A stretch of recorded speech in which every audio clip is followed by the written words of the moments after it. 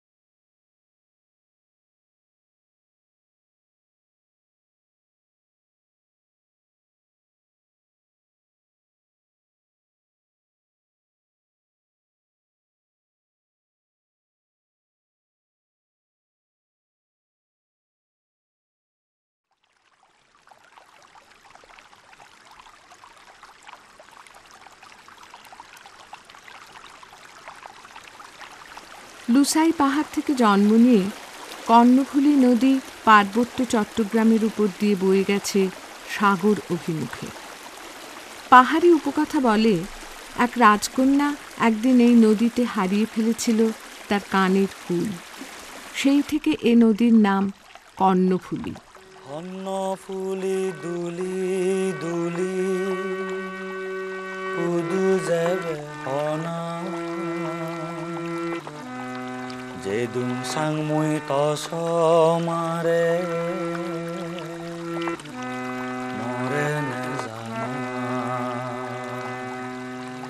কর্ণফুলী দুলি দুলি পুদু যাবে হনা যেদুম সাংমুই তস মারে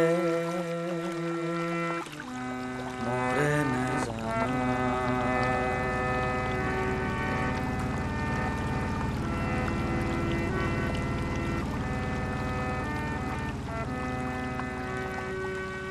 কোন নতুন ইচ্ছু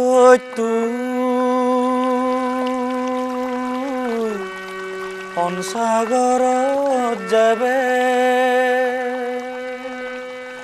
ময়ো যেন কচ মাৰে মৰে হিতুই নিবিয়ে দায়িত্বনিয়ে সিদুং সানু। এককালীন মুঘলদের কার্পাস মহল 1860 সালে ব্রিটিশদের অধিগত হয়। চিটাগাং হিল ট্র্যাক্টস বা পার্বত্য চট্টগ্রাম নামটা ব্রিটিশদেরই দেওয়া। ব্রিটিশ ও পাকিস্তান আমলেও পৃথক জনগোষ্ঠী ও ভিন্ন ভূপ্রকৃতির কারণে পার্বত্য চট্টগ্রাম কিছুটা আলাদাভাবে শাসিত হয়েছে। 1900 সালের পার্বত্য চট্টগ্রাম রেগুলেশনসে একটা বিশেষ অবস্থান ছিল পাহাড় ঘেরা এই অঞ্চলটি। পাহাড়িদের ছিল অনেক স্বতন্ত্র অধিকার।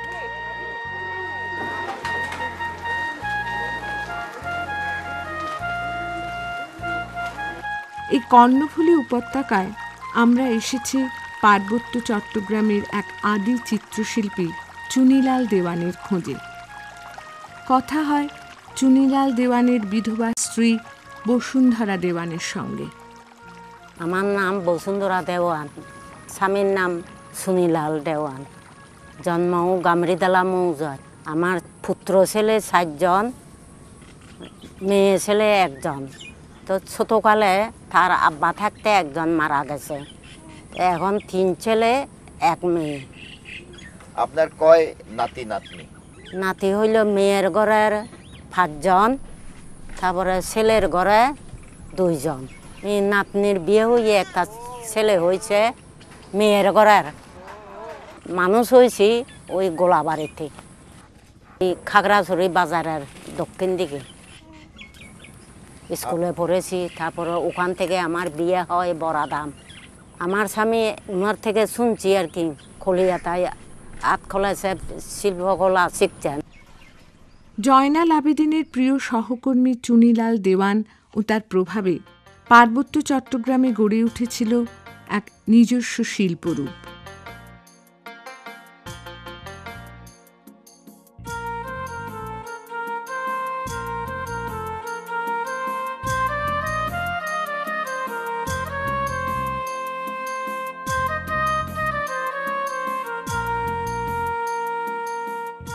আমার স্বামী যখন ছবি আঁকতেন, সে কাজের দায়িত্ব যখন সরকার দিলেন, ওখানে এক্সিবিশন করতে হবে, ওখানে এক্সিবিশন করতে হবে, সেটা আমার স্বামীর সুখের হইলে আমারও সুখ। আমরা কত সুখে ছিলাম। বড়দাম এখন আছে না? এখন ডুবে গেছে। ওই কবে ডুবে গেল আপনার স্বামীর বাড়ি? 1959 ইংরেজি এক খাপ্তায় গোটায় স্বামীর বিটা বাড়ি আর কি।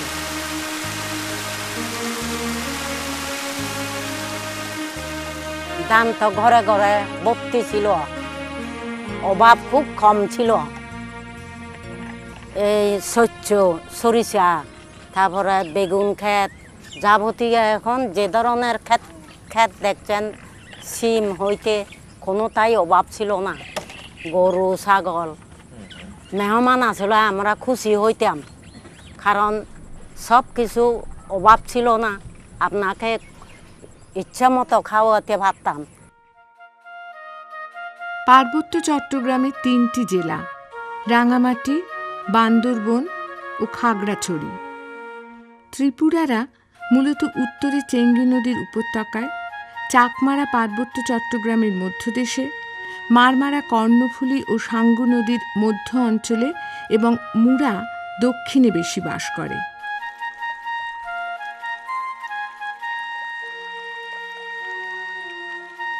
কাপ্তাই হ্রদের ফলে সবচেয়ে ক্ষতিগ্রস্ত হয় রাঙামাটি জেলা। আমরা দেখা করি পাহাড়িদের স্থানীয় নেতা গৌতম দেওয়ানের সঙ্গে। রাঙামাটি বর্তমান যে শহরটা আমরা দেখছি, এটা আসলে আমরা পাহাড়ের উপরেই আছি, যদিও এটা লেক চারিদিকে হ্রদ বেষ্টিত রাঙামাটি শহর। একসময় আমরা কিন্তু সমতল ভূমিতে ছিলাম। শহরকে ঘিরে এখানে প্রচুর গ্রাম ছিল। তো পরে 1960 সালের দিক থেকে যখন কাপ্তাই হাইড্রোলিক প্রজেক্টের কাজ শুরু হয় এবং চূড়ান্তভাবে 63 দিকে এটা পুরো জল নিমগ্ন হয়েছে রাঙামাটি শহর।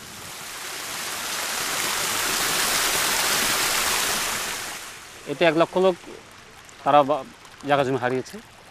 আমাদের 54,000 একর জমি, একদম খুব ভালো জমি, এগুলো পানির নিচে চলে যায়, যেটা আমাদের টোটাল চাষযোগ্য জমির 40%। কথা ছিল তাদেরকে পুনর্বাসন করা হবে এবং তাদেরকে জমি পরিবর্তে জমি দেওয়া হবে, কিন্তু বাস্তবে দেখা গেছে আসলে জমি পরিবর্তে জমি দেওয়া যায়নি। তো ফলে তাদের মধ্যে হলো কি, প্রায় 30 থেকে 35,000 লোক কিন্তু এই দেশ থেকে চলে যেতে বাধ্য হলো। যখন পানি ওঠা শুরু করলো, এটা রাতারাতি ওঠা শুরু করলো, এটা বাড়তে বাড়তে বাড়তে হঠাৎ করে এটা লেভেলটা বাড়তে থাকলো। তো এমন অবস্থায় মানুষের পক্ষে সম্ভব ছিল না যে তার জিনিসপত্র সরিয়ে নিয়ে যাওয়া, হয়তো তার আজীবনের সঞ্চয়। ফলে একটা মানুষ একেবারে সর্বশান্ত হয়েছে, সে টোটাল তার জীবনটাই, তার লাইফস্টাইল, তার জীবিকা সব কিছু চেঞ্জ হয়েছে। এটা অপ্রিয় হলেও সত্য। আমরা তো পাকিস্তানের নাগরিক ছিলাম, তারপরেও আমরা যেটা বলি যে সত্যিকার অর্থের নাগরিক যারা, আমরা যদি প্রথম শ্রেণীর নাগরিক হতাম, হয়তোবা এ ধরনের দুর্ভাগ্যের শিকার হতে হতো না। একটা রাষ্ট্রের পক্ষে, তৎকালীন সরকারের পক্ষে কীভাবে এত বড় একটা দায়িত্বজ্ঞানহীনতা তারা দেখাতে পারবে। এবং আরও একটা এখানে ব্যাপার আছে, পাহাড়িদের কিছু রাইট ছিল ব্রিটিশ আমল থেকে। 1900 সালের যেটা আমরা আইন বলি, সে আইন বলে পাহাড়িরা কিন্তু তার ব্যবহারের জন্য কিছু জমি সে পায়, তার এটা রাইট। এবং একজন হেডম্যান গ্রামের, সে একজন পাহাড়িকে 30 শতক জমি তার ঘরের ব্যবহারের জন্য দিতে পারে এবং তার দৈনন্দিন প্রয়োজনে পাশে যে পাহাড় জঙ্গলটা আছে সেখানে সে তার প্রয়োজনীয় গাছ, বাঁশ, শন সে ওখান থেকে নিতে পারে, এটা তার অধিকার। তো কিন্তু এটার জন্য কোনো লেখালেখির প্রয়োজন ছিল না। রেজিস্ট্রেশনের প্রয়োজন ছিল না জমি। ফলে হলো কি, যখন ক্ষতিপূরণ দেওয়ার প্রশ্ন আসলো, যেহেতু তোমার কাগজ নেই বাবা, তুমি কিছু পাবা না। ফলে কি হয়েছে, শুধু সে ঘরের জন্য, তার ঘর, তার তার ঘরের পাশে যে বাগানটার জন্য, তার জন্য তাকে একটা লামসাম টাকা দেওয়া হয়েছে। তার পরিমাণটা হচ্ছে 400। অনেক মানুষ তখন না খেয়েও মারা গেছে, এরকম ছিল। আবার অন্যদিকে আমাদেরকে আরেকটা পরামর্শ দেওয়া হয়েছিল তখন, যে আপনারা ফলের বাগান করেন। ফলের বাগান করার পরে আমরা দেখলাম যে ফল বিক্রি করার জন্য আমরা বাজারে আমাদের পণ্যের দাম পাচ্ছি না। কিছু এক শ্রেণীর ব্যবসায়ীর কাছে আমরা জিম্মি হয়ে গেলাম। চিটাগং একটা আনারস যেখানে 2 টাকা দাম হয়তো, আমরা সেটা টাকায় 16 টাকা করে বিক্রি করেছি।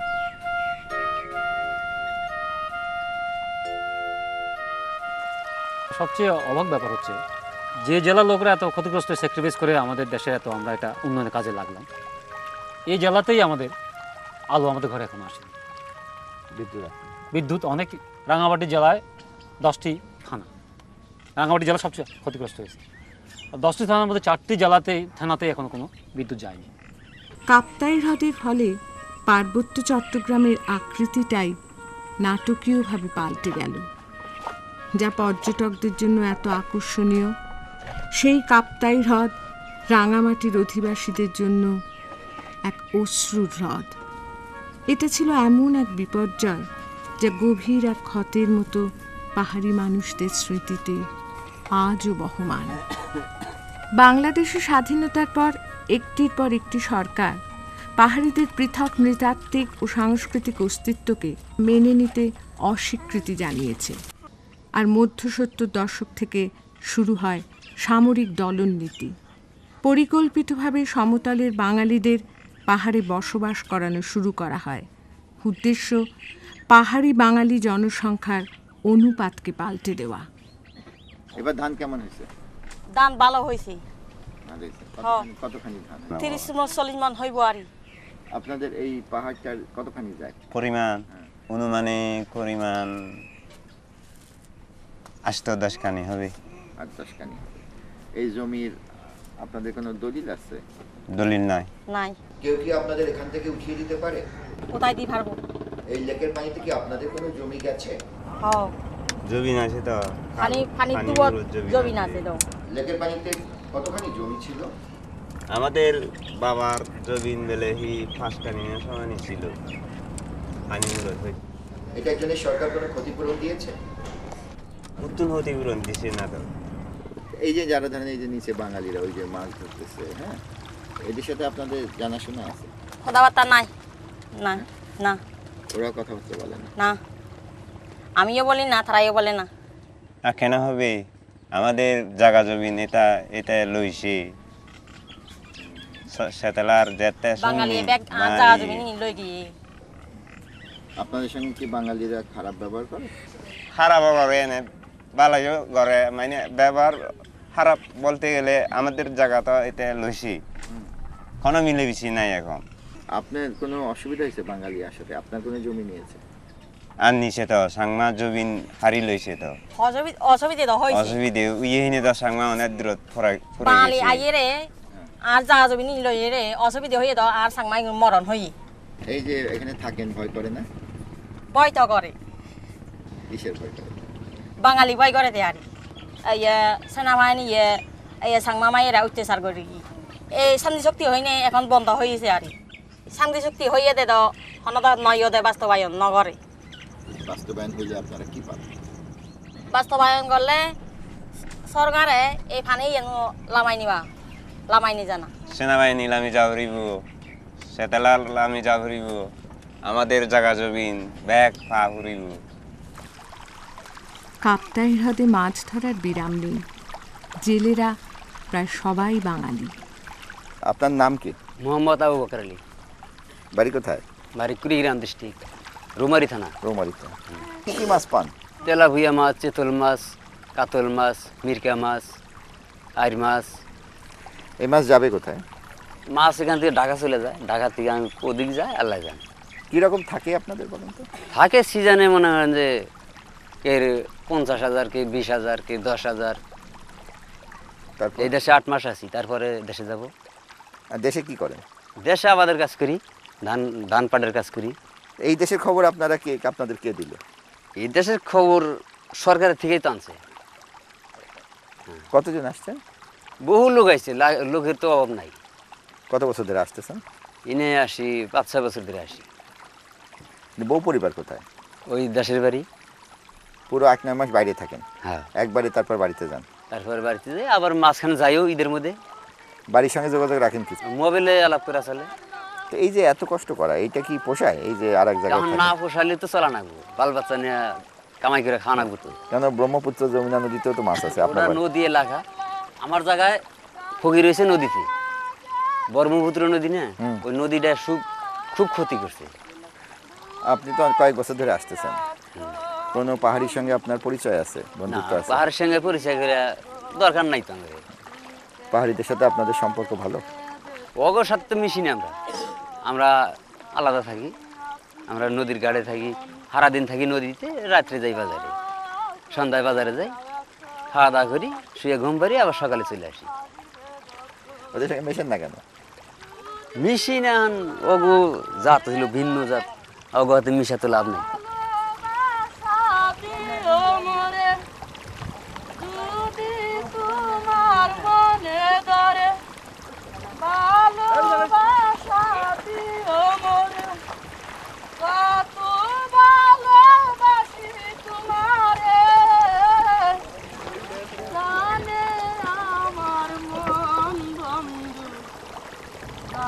দু সম্প্রদায়ের মানুষের মাঝে কি বিশাল দূরত্ব। আমরা তো ছোটকাল থেকে বাঙালির সঙ্গে স্কুলে পড়েছি, কোনোদিন ঝগড়া জাতি এটা অমুক আহমদ এটা বাঙালি মুখেও সেভাবে আমরা উল্লেখ করতাম না। তখন প্রশ্নই ছিল না এটা চাকমা এটা বাঙালি। খুব শান্তিপূর্ণভাবে জীবন কাটাইছি আমরা। এই পানি আসার পর মানুষের অভাব অনটন বাড়িয়ে গেল, পুনর্বাসন তো ঠিক মতো হইল না, কেউ পাইছে কেউ পায় নাই। যারা পাইছে সেগুলো সেটেলার আসিয়ে দখল করলো, মারামারি হাঁকাহাঁকি, একজনের জায়গায় একজনের দখল করলে সেটাকে মারামারি ছাড়া দখল করা যায় নাকি। এর অশান্তির ভিতরে জীবন কাটানো।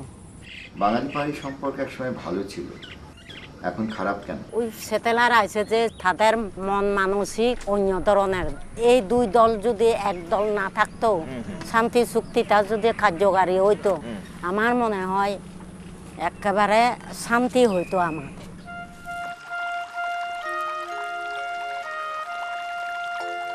যুগ যুগ ধরে পাহাড়িরা পার্বত্য চট্টগ্রামের পাহাড়ে পাহাড়ে জুম চাষ করে এসেছে।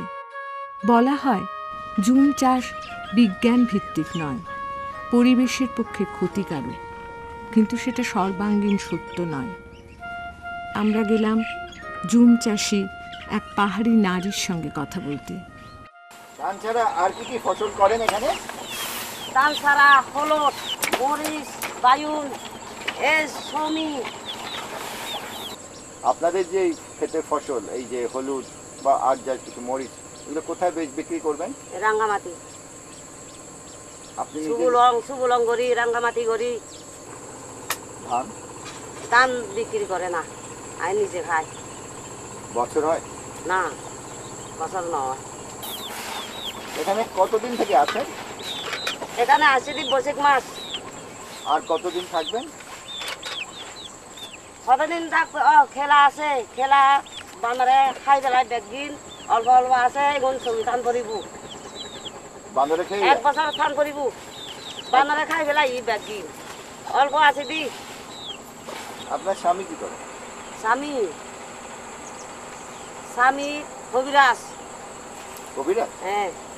এখানে থাকতে কেমন লাগে? তেমন তো অসুবিধা লাগে, সুবিধা লাগে। শান্তি চুক্তি হতে ভালো হয়েছে না? সদায় শান্তি চুক্তি শান্তি চুক্তি হইয়ে না, এখন তো নয়। শান্তি চুক্তি হইয়ে দে, বাস্তবায়ন তো বেগদিন পুরো নয়। কি বাস্তবায়ন হচ্ছে না? আর চাকরি বাকরি নদের, সরকারে কিছু নদের। এখানে কোনো বাঙালি বাস করে? হ্যাঁ, কোনো বাঙালি বাঙালি উপরে আছে। সুবুলং, সুবুলং উপর দিয়ে আছে। ওদের সঙ্গে আপনাদের সম্পর্ক কেমন? ভালো চলে তো। কোনো অসুবিধা হয়? অসুবিধা নয়। আপনার কোনো বন্ধু আছে বাঙালিদের মধ্যে? আপনার কোনো নাই বান্ধবী নাই। আছে? এই পাহাড়টার মালিক কি আপনারা? হ্যাঁ। এটা কি হেডম্যান দিছে না সরকার, বাংলাদেশ সরকার? Headman headman. আপনারা যতদিন খুশি এই পাহাড়ে থাকতে পারেন। আর আর জায়গা হলো যে পাহাড়, পাহাড়ি মানুষ পাহাড়ে থাকুন ওরে থাকুন। কেউ কি আপনাদের ওঠানোর চেষ্টা করছে কখনো? না না, ইয়ান আমার জায়গা, ইয়ান আমাদের জায়গা। আর জায়গা আমি খেমনা উঠি যাবো, আমি যাবো তা উঠি। ইয়ান আর জায়গা, ইয়ান আর বন্যবৃত্তি। এটা সত্য যে দ্বন্দ্বটা জাতিগত ততটা নয় যতটা অর্থনৈতিক, কিন্তু যখন চেহারা পৃথক হয়, ধর্ম ও ভাষা আলাদা হয়, দ্বন্দ্বটা একটা ভিন্ন মাত্রা পেয়ে যায়। 79 আগে আমাদের এমন কোনো রেকর্ড নেই যে আমাদের কোনো এখানে সাম্প্রদায়িক দাঙ্গা হয়েছে। পাহাড়ি বাঙালিদের মধ্যে আমাদের সম্পর্ক এত ভালো ছিল, আমরা ভাইয়ের মতো। আমাদের বন্ধুবান্ধব তো অধিকাংশ একসাথে স্কুলে লেখাপড়া করি, একসাথে খেলাধুলা করি। আমাদের মধ্যে পাহাড়ি বাঙালির কোনো দ্বন্দ্ব ছিল না। সমস্যা আমাদের সৃষ্টি হয়েছে আসলে 79, যেটা বললাম 79 থেকে 84 পর্যন্ত। তখন তৎকালীন সরকার গভর্নমেন্ট স্পন্সার্ড 4 থেকে 5 লক্ষ লোক এই জেলায় পুনর্বাসনের জন্য নিয়ে আসে। এটা আমাদের টোটাল জিনিসটা আসলে ব্যালেন্সটা নষ্ট হয়ে যায়। একটা সাধারণ ধারণা আছে বাংলাদেশের মধ্যে, হিল ট্রেসটা একটা বিশাল এরিয়া, টোটাল বাংলাদেশের 10% জমি এখানে আছে। সুতরাং মনে হয় যেন এখানে লক্ষ লক্ষ লোকের এখানে বসবাস করানোর মতো ব্যবস্থা আছে, কিন্তু বাস্তবে তা নয়। আমাদের 1954 যে সেন্সাস হয় তখন আমাদের জনসংখ্যা তখন 5 লাখের মতো তখন ছিল। তখনও জমির যে পরিমাণটা আমরা দেখেছি, তখনও আমাদের প্রতি পরিবারের ভাগে যে সমস্ত জমিগুলো আছে, আমরা 3.5 একর থেকে 4 একর মতো জমি আমাদের ভাগে পড়ে। তো এখন সরকার যাদেরকে নিয়ে আসছে তাদেরকে একটা অঙ্গীকারের মাধ্যমে নিয়ে আসা হয়েছে। তাদেরকে 5 একর দেওয়া হবে বনভূমি, মানে দ্যাট ইজ এই জংলা জমি। 4 একর দেওয়া হবে, দুইভাবে ব্যবহার করা যায় জমি, বন এবং চাষও করা যায়। 2.5 একর করে ধান জমি দেওয়া হবে। এই ধরনের অঙ্গীকার তাদের। কোথায় পাবে এত জমি? আমাদের জমি তো তখনই ছিল না। এখন নতুন যারা লোক আসলো তারও ছিন্নমূল। আর একটা লোক আসলে তো হবে, তার তো বাঁচতে হবে, তার তো জমিটা ব্যবহার করতে হবে। সেই জমিটা আমি পাচ্ছি কোথায়? ফলে যেটা বাস্তব হয় সেটা হয়, যেটা হলো কি, পাশে যে পাহাড়ি গ্রামগুলো ছিল, যারা ইতিমধ্যে এই এত আমাদের প্রতি এত সব এই আমাদের এত বিপর্যয়ের পরেও যারা মোটামুটি পায়ে দাঁড়িয়েছে আর কি, ভ্যালিতে লেকের কোনাতে কিছু হয়তো জমি চাষ করেছে, আবার আবাদ করেছে, ন্যাচারালি তার জায়গাটা ওইদিকে এনক্রোচ করা শুরু করেছে।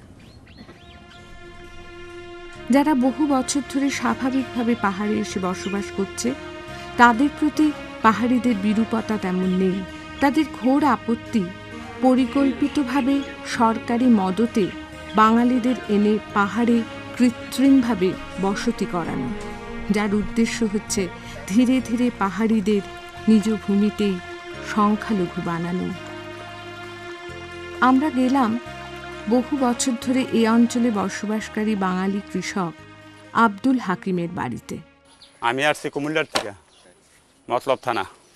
আসলাম ওদিকে নদী ব্যাঙ্গিয়া আপনার বাড়িঘর সব কিছু লইয়া আছে। কারণে আপনি কোন সালে আসছেন? আমি এসে স্বাধীনের পর দিন 1972 সালে। হ্যাঁ, তারপর এখানে আপনার আরও আপনার আছে 60 সালে 55 সালের লোক এখানে আছে। তো এই জায়গার খোঁজ পাইলেন কিভাবে? ওই দিন আসামের তো লোক আসছিল সেপ্টেম্বর ইয়ার যুদ্ধের মধ্যে, পাকিস্তান হিন্দুস্তানের যুদ্ধের মধ্যে নিয়ে হয়েছিল। সেইখানে আমাদের মুসলমান আছিল, সেই মুসলমান তো উঠে এদেশে আসছে, এইখানে জায়গা মধ্যে দিয়েছিলাম নেপালের মধ্যে। তো এইখান তো ওনারা আসছে মতন আস্তে আস্তে ওনার যেমন আমার স্ত্রী আছে, আরেকজন স্ত্রী আছে, লতায় বাইয়া বাইয়া এই দেশের লোক আসছে। গ্রামে কতজন মানুষ আছেন আপনারা? এইখানে মানুষ আছে আমরা গণ এই মাথা হইতো আর দহিন মাথা পর্যন্ত আছি 34 ঘর। আপনার কত জমি আছে? তো ধরেন 60 কানির মতন আছে আমার। 60 কানির মতো জমি। এই গ্রামে কোনো পাহাড়ি নাই? কোনো পাহাড়ি নেই, এখানে শুধু বাঙালি আছে আমরা। আপনাদের সাথে পাহাড়িদের সম্পর্ক কেমন এখন? সম্পর্ক এখন তো ভালোই, ব্যয় দিতে হলে সবই ভালো, ব্যয় নিতে হলে কোনো কিছুই না। আমাদের এইখানে ঘাটে ঘাটে ঘাটে ঘাটে তলে অনেক পানির মধ্যে আইয়া সব জাল মারতে আসেন আপনি, এই আপনার ধরছে, চাঁদা দিতে হবে। কারা? পাহাড়ি দুর্ঘটনা করবে, না দিলে মারধর করবে, তারপর তো আপনার চাঁদা লইয়া তারপর তো আপনার জাল মারতে পারবেন পারি। আপনাকে কখনো চাঁদা দিতে হয়েছে? আমি চাঁদা দেই নাই, আমি জালও মারি না, চাঁদাও দেই নাই আমি, আর কোনো লোক বাদ নাই। পাহাড়ে গেলে পাহাড়িরা কিছু বলে? পাহাড়িরা এরকম লোক আছে আপনার একদম ভালো আছে আবার খারাপও আছে। একদিন আমার মারিয়া লাগবে। কেন? এই তুই খারাপ লোক আইলি কেন, কুডার লোক কেন আইলি? গরু দিলেন বেশি, গরু খাওয়ামু, আমাদের এখানে নাই, সব হইলো পানি। কয় তুই আসতে পারবি না, খেয়ার কিনছি, কত ফোজা, এত ফোজা, কয় যা নিতে পারতি না, যা ইনশান ভাগ্যা দা, নাহলে মেরে ফেলাম তোর। হ্যাঁ, দুইটা লোক আছিল, দুইটা লোক মধ্যে একটা লোক ভালো আছিল, তা আমার ওই লোকটা বলে যে আপনি ডরায়েন না বেশি, তাই মাতাল।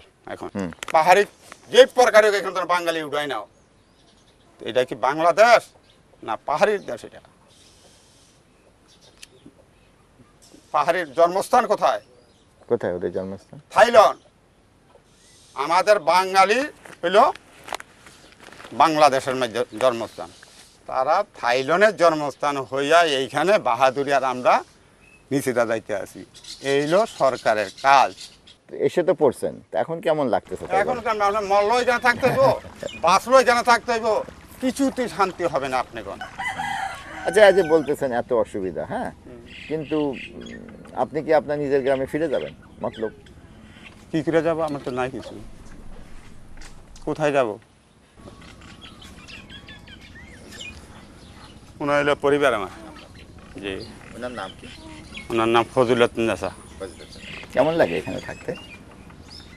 আসি কোনো রকম, ভালো সময়তে ভালো, সময়তে খারাপ, এই আর কি। ভালো হইলি আর কুদ্দুক পাহাড়ি জায়গা। ভালো কি কি বলেন তো? ভালো এই আর কি, ছেলেরা তখন বেকার, ভালো আর করতুক, কামে করতে ভালো খাইলাম, কিংবা জমিনে চাষ করলাম, চাষে যদি ফলন পাই তাহলে ভালো, না পাইলে দুঃখ। ওর ঠুক ভালো আর কি আমাদের। ছেলেরা কাজ পায় না নাকি? বেকার তো, ছেলেরা তো বেকার। এই এলাকায় কাজ নাই তেমন? কি কাজ আছে? কোনোটা চাকরি বাকরির লাইন আছে? কোনোটা ব্যবসা বাণিজ্যের লাইন আছে? কি আছে? মাছ মারতে পারলে, মাছও নদীতে এখন নাই। 5 বছর পরে এই বছর ধান পাইছি কতগুণ, 6 বছর পরে, 5-6 বছর পরে তেলেরটা পাওয়া হইল না।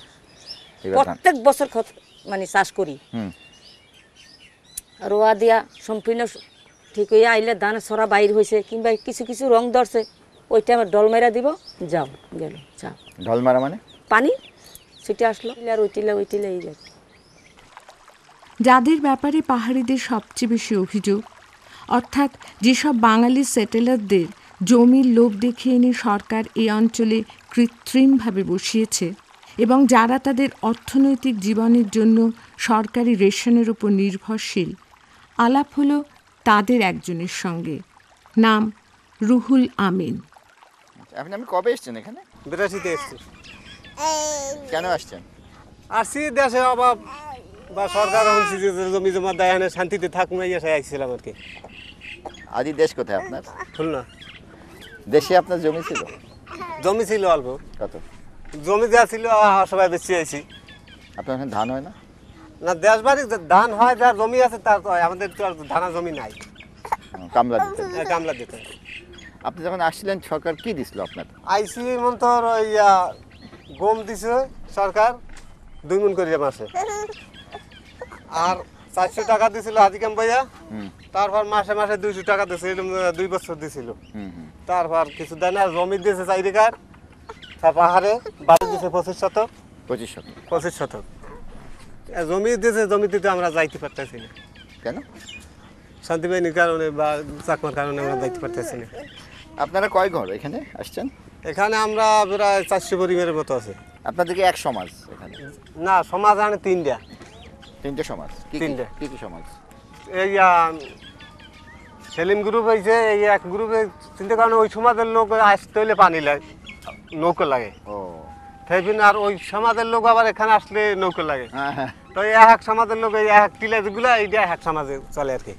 এখানে আপনারা কোন কোন জেলার লোক আছেন? সব ডিস্ট্রিক্টের লোকই আছে। খুলনার আছে, তারপর যশোরে আছে, দিনাজপুরের আছে, রংপুরের আছে, তারপর ঢাকার কম, একটু ঢাকার কমই আছে, নোয়াখালী আছে, 64টি জেলার প্রায় দেশের লোকই আছে। শান্তি চুক্তি তো হয়েছে, হ্যাঁ শান্তি চুক্তি। এতে সুবিধা হয়নি আপনাদের? এত সুবিধা হয় না, শান্তি চুক্তি ওই আর ক্ষতি হয়েছে। কেন? আগে তো খুব শান্তি বাহিনী ছিল, এখন পার্টি দুইটা বাই দিয়েছে, সন্টুস আর গন্টুস। আগে হ্যাঁ একজনের টাকা দিলে 1000 টাকা দিলে 1 সিজন কাজ করা যাইতো, এখন দুইজনের 2000 টাকা দিলে 1 সিজন কাজ করা যায়।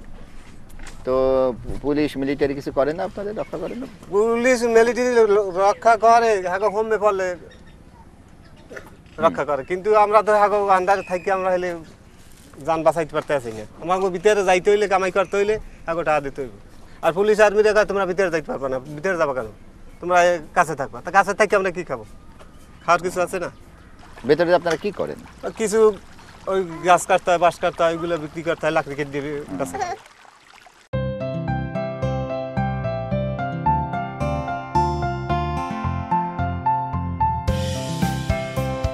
বাংলাদেশ ফিল্ম ইনস্টিটিউট 2006 সাল থেকে দেশে নিয়মিতভাবে চলচ্চিত্র নির্মাণ কোর্স পরিচালনা করে আসছে। এক মাস শেষে একটি পরীক্ষা অনুষ্ঠিত হয়। পরীক্ষায় যারা উত্তীর্ণ হন তারা দ্বিতীয় পর্বে 1 মাস ব্যাপী 5 মিনিট দৈর্ঘ্যের একটি চলচ্চিত্র, স্বল্পদৈর্ঘ্য চলচ্চিত্র যৌথভাবে নির্মাণ করার সুযোগ পান। তো এই কোর্সটি আমরা দীর্ঘদিন ধরে পরিচালনা করে আসছি এবং আমরা আশা করি আপনারা যারা চলচ্চিত্র নির্মাণে আগ্রহী তারা এই কোর্সে অংশগ্রহণ করবেন।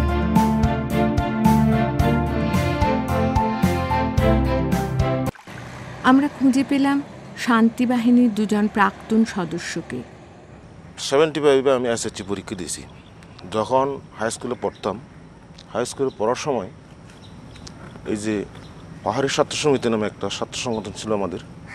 তো তখন যারা কেন্দ্রীয় কমিটির ছাত্র নেতা আর কি, এনারা আমাদেরকে সবসময় মানে কেউ যে ড্যাশ আমাদের পার্বত্য চট্টগ্রামের অবস্থা ব্যবস্থা বিভিন্ন এই সমস্যা সম্পর্কে আলাপ আলোচনা করতেন এবং আমাদেরকে বোঝাতেন আমরা যদি আন্দোলন না করি আমাদের ভবিষ্যৎ, আমরা যে 10 ভাষাভাষী জাতি আছি এদের অস্তিত্ব টিকে রাখা এখানে খুব কঠিন হবে। শেষ পর্যন্ত আমরা ওই আন্ডারগ্রাউন্ডে চলে গেলাম, অর্থাৎ ষষ্ঠ আন্দোলনের দিকে মানে পাওয়া গেল। 75 ইংরেজি থেকে 86 ইংরেজি পর্যন্ত। যখন আপনি গিয়েছিলেন আপনার বয়স কত ছিল? তখন আমার বয়স 18 বছর। আপনি যখন গিয়েছিলেন আপনার বয়স কত ছিল? আমার তখন 21 বছর। আমি এগ্রিকালচার ইনস্টিটিউটের ছাত্র ছিলাম ঢাকায়। তখন সালটা ছিল 1986। আমি ছোটোবেলার থেকেই মানে আমার জাতির জন্য কিছু করার প্রেরণা অনুভব করতাম।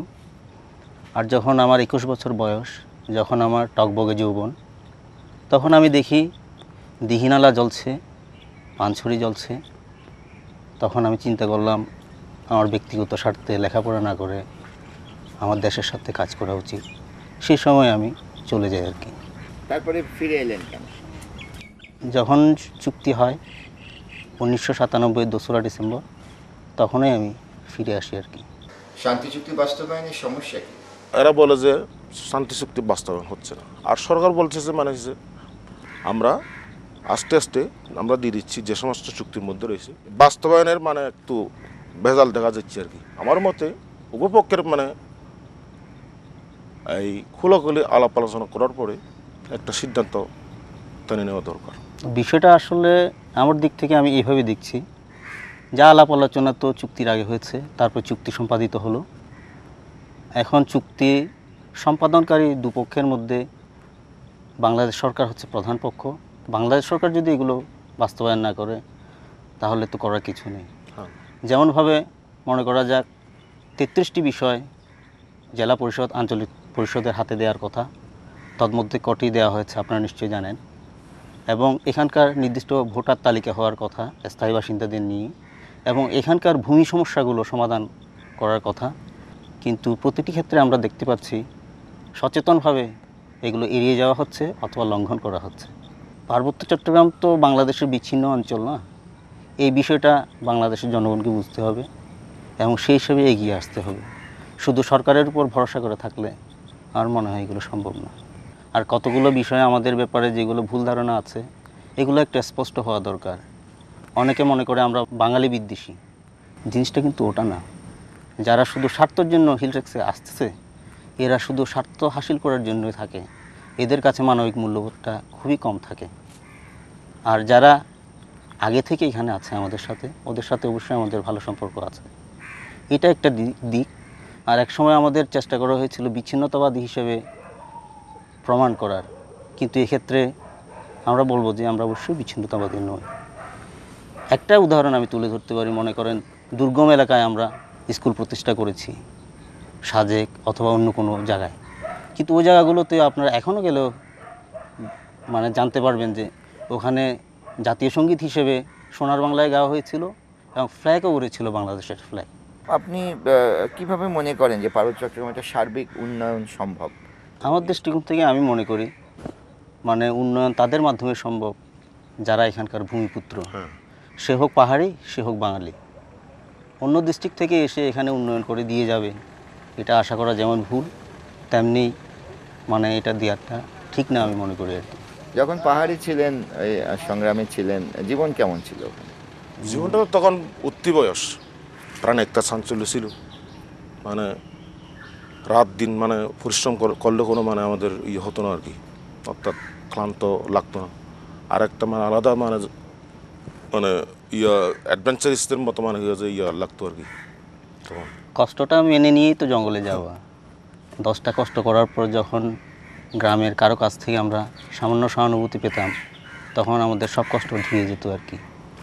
এই রক্তক্ষয়ী সংঘর্ষে অনেকেই জীবন হারিয়েছিল। আমরা দেখা করলাম তেমনই এক শহীদের বাবা মায়ের সঙ্গে। মণিময় আমার জ্যেষ্ঠ পুত্র, বড় ভালো ছেলে ছিলেন।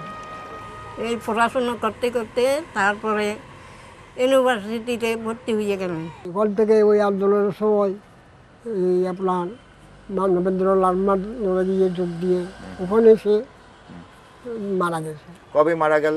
1983 ইংরেজিতে। ওর মৃতদেহ কি আপনারা পেয়েছিলেন? জি, ডেড বডি পেয়েছিলেন? পাইনি, কিছু পাইনি। পাইনি। ওর কোনো ছবি আছে বাসায়? এখন তো ছবিও নাই। আমি ছবি সব উঠার ছবি সব হারাই ফেলছি। সব আমার হারিয়ে গেছে। সব ছিল ছিল সব হারিয়ে গেছে। ওর আমিদের বয়ে আমার নিজের কাগজপত্র হারিয়ে গেছে। কখন কোথায় পড়ে রয়েছে আর পাইল না। ওর মৃত্যুর জন্য আপনারা কোনো বিচার চেয়েছেন কখনো? আমরা মৃত্যুর জন্য আফসোস করলেও কার কাছে আফসোস হবো? সে আন্দোলনের মধ্যেই দেশের লোকজনের অধিকারের জন্য যখন গেছে, সে তো ওখানে মানে জীবনটা শেষ করেছে অধিকারের প্রাপ্তির জন্য। সেই জন্য আমরা দেশে কেন মারা গেল তার জন্য আমরা এত দুঃখিত নই। অধিকার কি পাওয়া গেছে? যা পাওয়া সেটাও তো কিছু করতেছে না। এটা কি অধিকার? ব্রিটিশ শাসন আমলে ব্রিটিশ সরকারটা কী করলো, এই দেশের লোকগুলো শান্ত শিষ্ট এই সমস্ত দেখে তাদের নিরাপত্তার জন্য তারা হিল ট্যাক্স ম্যানুয়াল একটা গঠন করে গেছে। এই হিল ট্যাক্স ম্যানুয়ালে সব কিছু আপনার সেফগার্ড দিয়ে গেছে। কি এখানে যদি কোনো বাঙালি বা অন্য বাইরের লোক আছে, এখানে এই দেশের লোকের স্বার্থ ক্ষতি হয় এমন ব্যবহার করে, তখন তাকে 24 ঘন্টার মধ্যে বাইরে যেতে হইতো। কিন্তু বর্তমানে পাকিস্তান আমল দেখলাম, বাংলাদেশ দেখলাম, এই দেশের ঘটনা বহুল তারা নিয়ে আসলো কি এই আন্দোলনের বিরুদ্ধে কী নাম করছে দমন করবার জন্য তারা নিয়ে আসলো মিলিটারি। এই মিলিটারি আনলো কি মানব দল হিসাবে লোক। বর্তমানে যে সমস্ত সংবাদ বের হয় সেটা সমস্ত সরকারের থ্রোতে বা আর্মির থ্রোতে হয়, এখানেও সত্য না, সব মিথ্যা। আর কীভাবে আনে আপনার শরণার্থীগুলো বসাই দেয় কীভাবে? ওই আপনার মিলিটারিরা মুরব্বী গোছানোর লোকগুলো দায়িত্ব একটা মিটিং করবে, মিটিংয়ের মধ্যে মারবে গুলি। এখন দেখা কতগুলো ঘটনা হয়েছে আপনার খাওয়াখালিতে আছে, ইংরেজিতে আপনার লঙ্গুডু, ডিগিনালা, লোগাং, এ সমস্ত যে হত্যা প্রশ্ন জানি 2 বছর আগে মাল চুরিতে করলো, এগুলো সরকার তো দেখেছে, কে করেছে? এগুলোর একটা কোথাও বাইর হয়েছে? কোনো কোথাও বাইর হয় নাই। এই কল্পনা সরকার সে তো ওমেন ফেডারেশনের একটা ইয়ে ছিল সদস্য, সে একটা দাবিপূর্ণ কথা বলে তাকে জীবন দিতে হয়, অপহরণ করে নিয়ে যায়। কারা নিয়েছে তাকে? আর্মিরা নিয়ে গেছে, যেহেতু যে আর্মির বিরুদ্ধে বলছে, যে এলাকায় আর্মি ছিল সেই এলাকায় আর্মি নিয়ে গেছে। ইংরেজিরা সৃষ্টি করে 3 সার্কেল চিফ। স্থানীয়ভাবে তাদের রাজাই বলা হয়, চাকমা রাজা, বোমাং রাজা ও মং রাজা। কাপ্তাই হ্রদের হাত থেকে স্থানীয় চাকমা রাজার রাজপ্রাসাদটিও রক্ষা পায়নি। বর্তমান চাকমা রাজা দেবাশিস রায় একজন আধুনিক পরিশীলিত মানুষ। এই যুগে রাজা হতে কেমন লাগে? বর্তমানের গণতান্ত্রিক যুগেও আমাদের রাজাই বলে, আমাদের এখানে ইংরেজিতে চিফ বলা হতো। এখানে আমাদের বিচার আচার থেকে শুরু করে আমাদের সাংস্কৃতিক প্রথাগত অনেক কিছু ব্যাপারে আমরা জড়িত আছি। তবে আমার মনে হয় না যে সেটা গণতান্ত্রিক যে পদ্ধতি চলছে, আঞ্চলিক পরিষদ রয়েছে, আমাদের সাংসদরা রয়েছেন, জেলা পরিষদ, সব মিলে আমরা আছি। আমি কোনো কন্ট্রাডিকশন দেখি না। এখানকার চট্টগ্রামে তো অন্যান্য যেসব জাতিসত্তা আছে ছোট ছোট, তাদের সঙ্গে চাকমা জাতির আন্তঃসম্পর্ক কেমন? তখনকার বিভিন্ন যে জাতিগোষ্ঠীগুলো ছিল মোটামুটি স্বায়ত্তশাসিত ছিল। তবে চাকমা রাজ্য বলতে যেটা পরে চাকমা সার্কেল নামে পরিচিত, এই অঞ্চলের মধ্যেও কিন্তু অন্যান্য জাতি গোষ্ঠীর লোক ছিল, যেমন মারমা অবশ্যই ছিল, পাংখ ছিল এবং আছে পঞ্চঙ্গা। এবং আমার জানা মতে তখন বিশেষ করে একটা বেশ ভালোই একটা পারস্পরিক একটা শ্রদ্ধাবোধ ছিল বলে আমি মনে করি। একেবারে যে দ্বন্দ্ব কোনো সময় ছিল না সেটা অবশ্যই সঠিক না, দ্বন্দ্ব থেকে যায়, কিন্তু কোনোদিন আমরা শুনি না যে সেটা একটা সংঘাতে পরিণত হয়েছে। বাঙালিদের সাথে চাকমাদের সম্পর্ক এখন কেমন? এই বিষয়ে আমার যে ব্যাপারে দ্বন্দ্ব সেটা হলো যে ভূমিকে কেন্দ্র করে। এখন আপনি জানেন যে 1979, 80, 81, 82 ইত্যাদিতে বেশ কয়েক লাখ বাঙালি পার্বত্য চট্টগ্রামের বাইরে থেকে এখানে সরকারি উদ্যোগে আনা হয়। ওটাকে কেন্দ্র করে অনেক সময় দেখা গেছে যে ওই বসতিগুলো পাহাড়িদের হয়, ওখানে হয়তো ওদের লিখিত দলিলই আছে, এমন জায়গার উপর বসতি স্থাপন করা হয়েছে। কোনো কোনো ক্ষেত্রে ওদের প্রথাগত নিয়মে ও আইনে ওদের মালিকানা বা দখল ছিল, কিন্তু কাগজ ছিল না। যাই হোক, সেটা পার্বত্য আইনে সেটা অ্যালাউড। এরকম জায়গাতে বসতি স্থাপন করা হয়। তো এখানে স্বভাবতই এখানে একটা দ্বন্দ্ব সৃষ্টি হয় এই জায়গা জমিকে কেন্দ্র করে। এটা আমি বলবো যে একটা ভুল একটা সরকারি সিদ্ধান্তের পরিপ্রেক্ষিতে পাহাড়িদেরকেও অন্যায় করা হলো। আর যাদেরকে আনা হয়েছে ওদেরও কিন্তু আমার জানা মতে অধিকাংশ বাঙালিরা যারা এসছে এখনও পর্যন্ত ওরা খুব ভালো অবস্থায় নেই। কি করলে মনে করেন যে বাঙালি পাহাড়ি সম্পর্ক আরও ভালো হতে পারে? প্রথমত আমার মনে হয় যে এই অঞ্চলের যে একটা বিশেষ প্রশাসনিক ও রাজনৈতিক একটা ইতিহাস রয়েছে, এটা কিন্তু অনেকে জানেন না। তো কারণটা সহজ, ইতিহাসটাই আলাদা ছিল। পার্বত্য চট্টগ্রাম একটি মাত্র অঞ্চল বাংলাদেশের যেটি সরাসরি ঢাকা কর্তৃক শাসিত ছিল না, যতক্ষণ না পর্যন্ত ব্রিটিশরা এসে আবার এই অংশটাকে বাংলাদেশের সাথে সম্পৃক্ত করে, তৎকালীন বাংলার সাথে। তো সুতরাং স্বাভাবিকই এটার যদি একটা বিশেষ ইতিহাস থেকে থাকে, সাংবিধানিক রাজনৈতিক, সেটাকে স্বীকৃতি দেওয়া উচিত, বোঝা উচিত। একজন রাজা হিসেবে আপনার এক্সাক্ট কাজগুলো? আমার দায়িত্বগুলোর মধ্যে সবচেয়ে গুরুত্বপূর্ণ হলো একটা হলো যে বিচার। যেহেতু আমাদের পাহাড়িদের যে সামাজিক যে বিরোধগুলো, এগুলো রাষ্ট্রীয় আদালতে যায় না, এগুলো আমাদের আদালতে আছে। ওটা আমাদের অত্যন্ত গুরুত্বপূর্ণ একটা ফাংশন। এছাড়া আমরা হেডম্যানদের কাজ আমরা দেখাশোনা করি রাজারা। তো এটা ছাড়া আমরা আবার সরকারের পরামর্শদাতা, সেটা ডেপুটি কমিশনার, জেলা পরিষদ, উন্নয়ন বোর্ড থেকে শুরু করে আমরা পার্বত্য চট্টগ্রাম মন্ত্রণালয়েরও আমরা উপদেষ্টাদের অন্যতম আছি। তো রাজকোষের অর্থের উৎস কি? মূলত হচ্ছে সে খাজনার অংশ, সে জুন খাজনার, গ্রোভল্যান্ডের খাজনার অংশ। আর কিছু কিছু আমরা কিছু কিছু সরকারের কাছ থেকে আমরা অ্যালাউন্স পেয়ে থাকি। তবে এটা আমি বলতেই পারি, আমরা সে জনগণ থেকে এবং আমরা সরকার থেকে যা পাই তার চাইতে অনেক বেশি আমাদের শুধু জনগণের জন্যই খরচ করতে হয়। বান্দরবনে দেখা হলো এক ব্যতিক্রমী মানুষের সঙ্গে, উছালা ভান্তে। উচ্চপদে সরকারি চাকুরি ছেড়ে সন্ন্যাস ব্রত গ্রহণ করেছেন। পার্বত্য চট্টগ্রামের 12টি জাতিসত্তার দরিদ্র বালক কিশোরদের নিয়ে বান্দরবনে গড়ে তুলেছেন এক অনাথ শিক্ষা আশ্রম।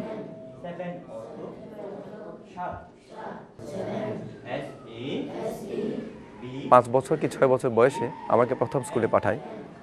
তারপর আমি বান্দরবনে লেখাপড়া করে ঢাকা ইউনিভার্সিটি সরাসরি চলে যাই এবং ল ডিপার্টমেন্টে ভর্তি হই।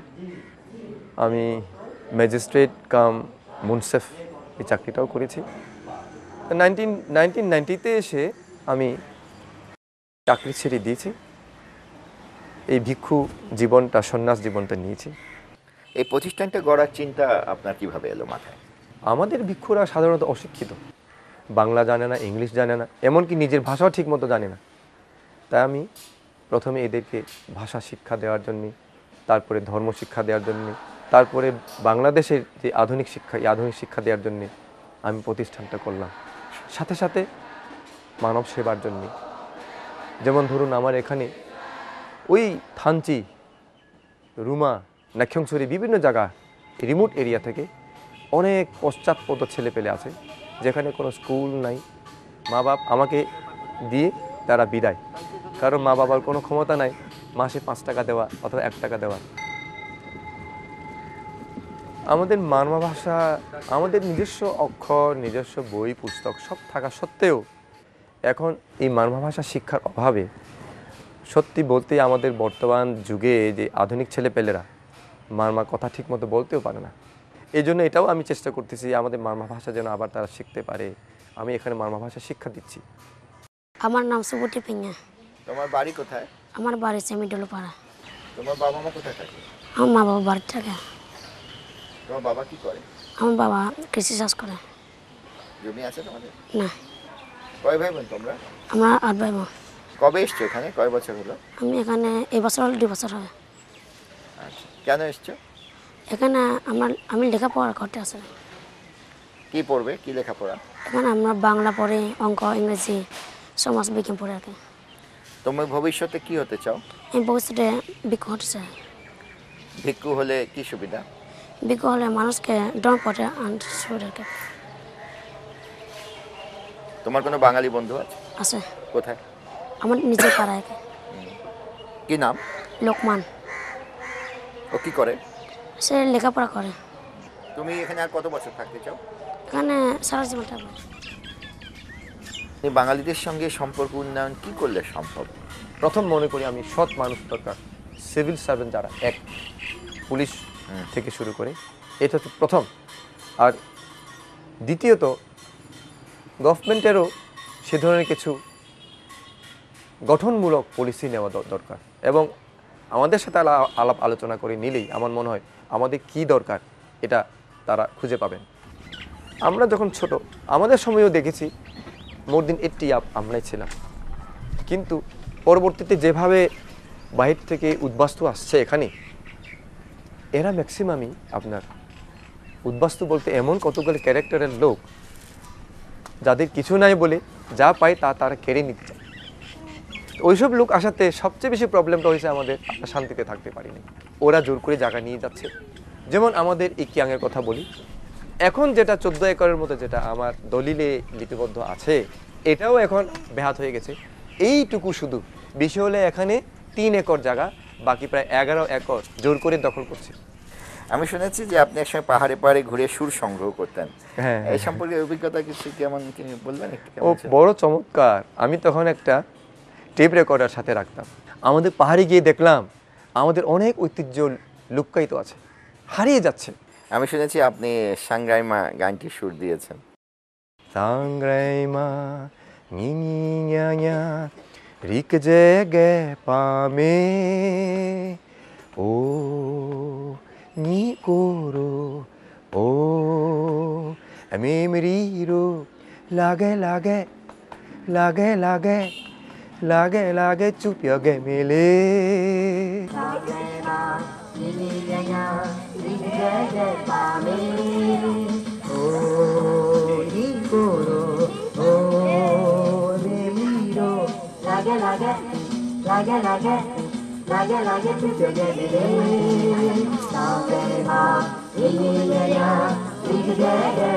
Lage শান্তি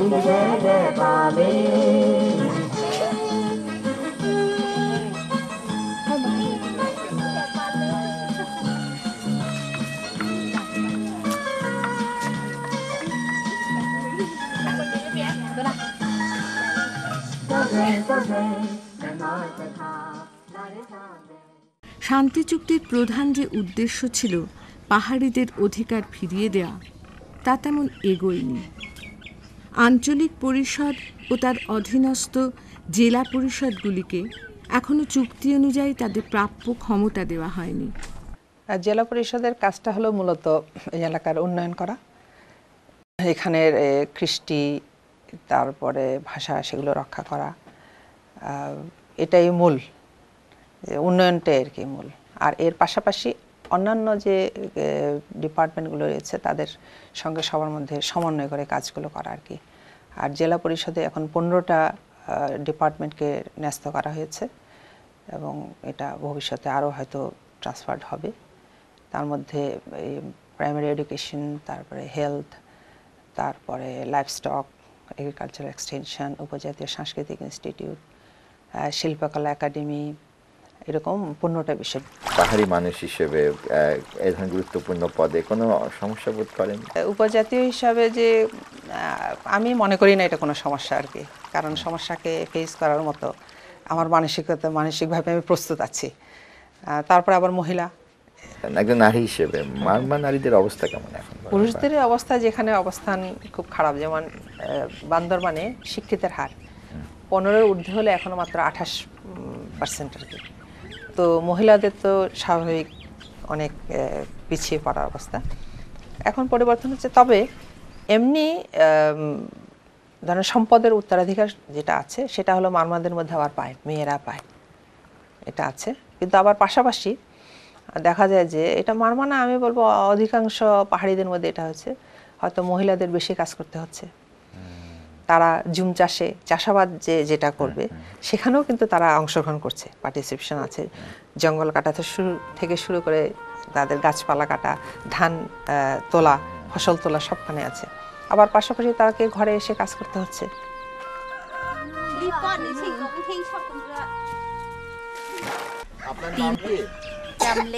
আপনার স্বামী কি করেন? জুম কাজ করে। এই পাড়াতে কতজন মুরং আছে? কতগুলো পরিবার আছে? 18 পরিবার আছে। আপনার কয় ছেলে মেয়ে? 3 মেয়ে 3 জন, ছেলে নাই। বড় 2 মেয়ে কি স্কুলে যায়? বড়টা যায়। স্কুল কোথায়? 12 মাইল এখানে। আজকে যেতে জাননি কেন? বাচ্চা অসুস্থ, আর না জ্বর হয়েছে গতকাল থেকে। ম্যালেরিয়া হয় এখানে? হয় অনেক জনে ম্যালেরিয়া। আপনার পরিবারের কারো ম্যালেরিয়া হয়েছে? জি, বাচ্চারা হয়েছে। জ্বর হলে বাচ্চাদের কি করেন? ডাক্তার আছে? আছে। কোথায়? ওই তমসলা আমার দেখতে গেলে না, ওইখানে রবিবার দিনে। আপনার নিজের দেশ কোথায়? বরথলি পাড়া বলে, ওই পাহাড় রুমা থেকে অনেক দূরে থাকতে হয় একদিন। আপনার বাবা মা বেঁচে আছেন? জি আছে। এখন বাবা কি করে? কিছু এখন তো কিছু করে না, আগে তো হেডম্যান করছে। তার বিয়ে হয়েছে কয় বছর? 8 বছর হয়েছে। তারপরে বাবার বাড়ি কয়বার গেছে? একবার গেছে, দূরে এখন পারে না যেতে, বাচ্চাও আছে। ওরা কেউ, বাবারা কেউ আসছে? যে কে আসে? ভাই আছে, বছরে 1বার 2বার আসে, দেখতে আসে ভাই, ছোট ভাই। যুগ যুগ ধরেই পার্বত্য চট্টগ্রামের বনভূমিকে নিঃশেষিত করা হয়েছে। কাপ্তাই বাঁধ ও চন্দ্রঘোনার পেপার মিল প্রতিষ্ঠার ফলে পার্বত্য চট্টগ্রামের বনজ সম্পদ ধ্বংসের মুখোমুখি হয়েছে। জুম চাষের উপর নির্ভরশীল মুরাং ও অন্যান্য পাহাড়ি জাতিসত্তাগুলির জীবন জীবিকার একমাত্র অবলম্বন ছিল পাহাড় ও বন, কিন্তু সেই বন জঙ্গলও আজ তাদের হাতছাড়া হওয়ার পথে। আমাদের বক্তব্য হচ্ছে ক্লিয়ার, আমরা বনে মানুষ, বন আমাদের জীবন, আমরা বন চাই। যে 1300 বর্গ মাইল ব্রিটিশরা রিজার্ভ ফরেস্ট করে গেছে হিলট্রিক্সে, যেটা আমাদের টোটাল এরিয়ার 25%। সেই বনভূমি এখন তো বিরান হয়ে গেছে। কাঠ ব্যবসায়ীরা অবৈধভাবে ফরেস্ট ডিপার্টমেন্টের সাথে যোগসাজশ ছাড়া তো এটা হয় না। যারা কাঠের ব্যবসা করে তাদেরও একটা সিন্ডিকেট, তারা আমাকে অ্যাকচুয়াল প্রাইসটা দিচ্ছে না, তাদের কাছে আমাদের জিম্মি হয়ে যেতে হবে। মূলত ব্যবসা তো তাদের হাতে, আমাদের হাতে তো অ্যাকচুয়ালি পাহাড়ের হাতে তো ব্যবসা নেই আসলে। এবং রাঙামাটি শুধু নয়, 3 জেলার মধ্যেই যত হাট বাজার আছে, যারা দোকান করে কিংবা ব্যবসা করে 95% তারা। এটা অর্থের বিচারে যদি আমি বলি যে যেখানে টাকার ফ্লোটা যেখানে বেশি হয় সেক্ষেত্রে বনের ব্যাপারটা কোটি কোটি টাকা ব্যবসা হয়। গোটা পার্বত্য চট্টগ্রামকে শকুনের মতো ঘিরে রয়েছে অসংখ্য করাতকল আর ফার্নিচারের দোকান। প্রতি মুহূর্তে উজাড় হয়ে যাচ্ছে মূল্যবান কাঠ ও বনজ সম্পদসমূহ। বড় গাছ তো প্রায় শেষ, ছোট গাছও উজাড় হওয়ার পথে। এই বাজারে কয়টা ফার্নিচারের দোকান? এই বাজারে 60টা দোকান আছে।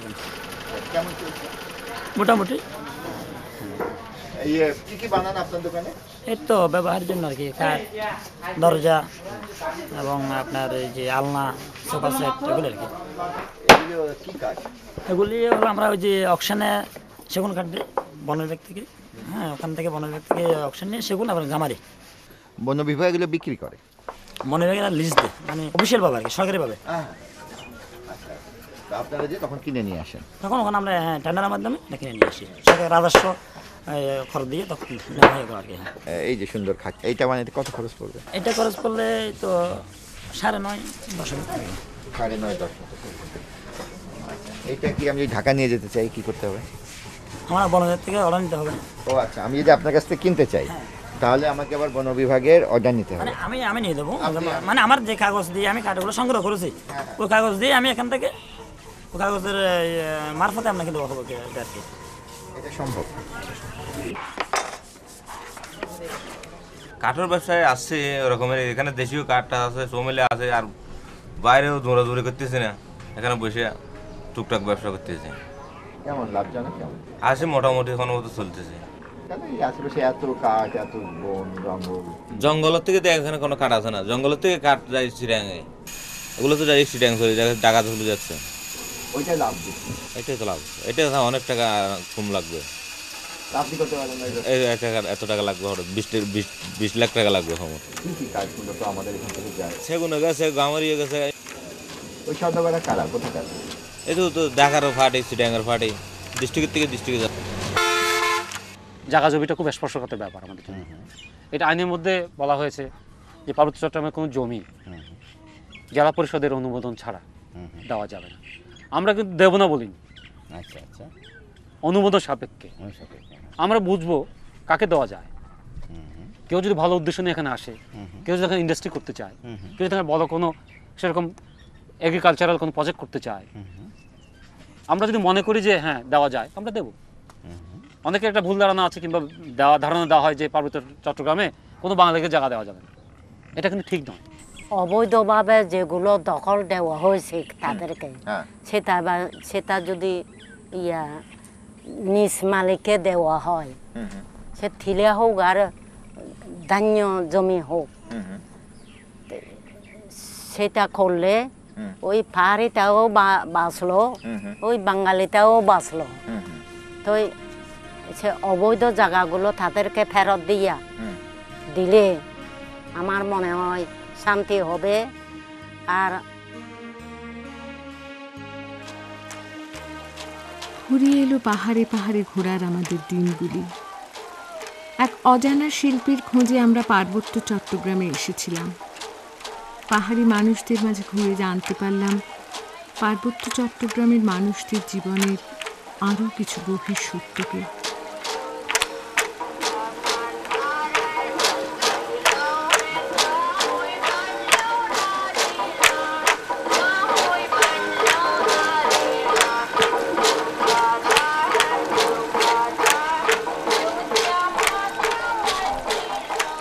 পাহাড়ি উপকথার সেই কন্যা কর্ণফুলী নদীতে একদিন হারিয়ে ফেলেছিল তার কানের ফুল। সেই থেকেই যেন হারিয়ে গেছে পাহাড়ি মানুষদের জীবনের সব নিরাপত্তা, আনন্দ প্রশান্তি। কাপ্তাই হ্রদের কারণে পাহাড়ি মানুষেরা একদিন তাদের জমি জমা হারিয়েছিল। পাহাড়ি মানুষেরা কি কখনো পাবে আধুনিক ও গণতান্ত্রিক এক রাষ্ট্রের সম অধিকার সম্পন্ন নাগরিকের মর্যাদা? অর্ণ ফুলে দুলে দুলে হুদু যাবে হানা যে ধুসাং মুই থাসো মারে মরে নে জানা হন মনতুন এ চতু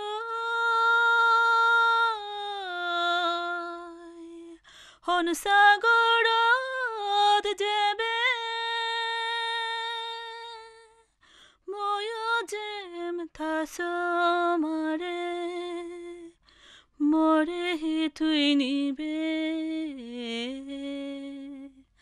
দেজ দুনিয়ে সে দং সাংমুই নগরে তুই মানা যে ধুং সাংমুই থাসো মারে মরে নে জানা।